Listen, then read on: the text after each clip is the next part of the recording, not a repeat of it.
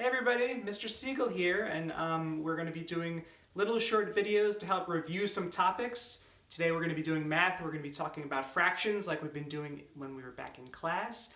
We're going to talk about making equivalent fractions and reducing fractions to simplest form. And then you guys will be able to do it yourself on the Microsoft Teams. And we're going to have different lessons like this as we go along, but for now we're just reviewing. So this is stuff you should already do. If you need the multiplication tables, if you go to File in the Microsoft Teams, there's a copy of the multiplication tables if you need them. Anyway, we're going to look at equivalent fractions first.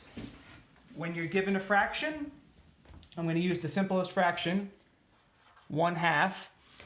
To make an equivalent fraction, you can multiply, but you have to multiply the top and the bottom by the same number, and the answer will always come out equivalent.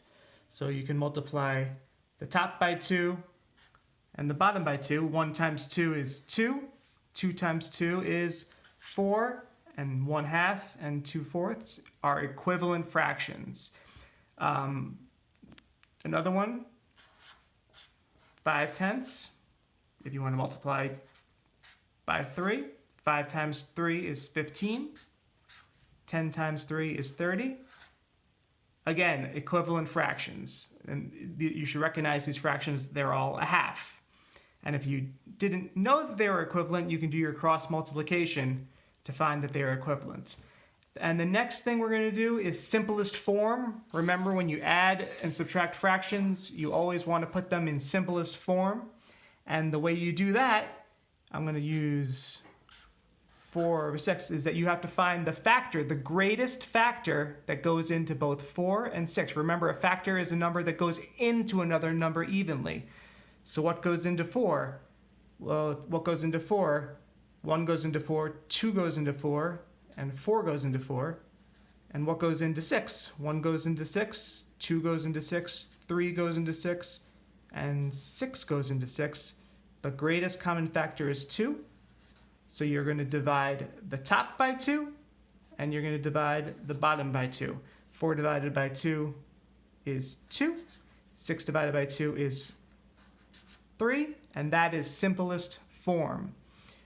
Remember, if a fraction begins with a 1, it's called a unit fraction, and it's already in simplest form. So we're going to try one more, and then we will have you guys try them on your own. 7/21. What is the greatest common factor? Well, the only numbers that go into 7 are 1 and 7. And does 7 go into 21? Yes, it does. So 7 is our greatest common factor. 7 divided by 7 is 1. 21 divided by 7 is 3. That's a unit fraction. That is simplest form. So you're going to take this and you're going to complete the assignment on Microsoft Teams. A couple problems where you're going to find equivalent fractions, a couple of problems where you're going to reduce fractions to the simplest form, and then you'll submit your answers, and just like we do in our math notebooks in class. All right, and we will see you later.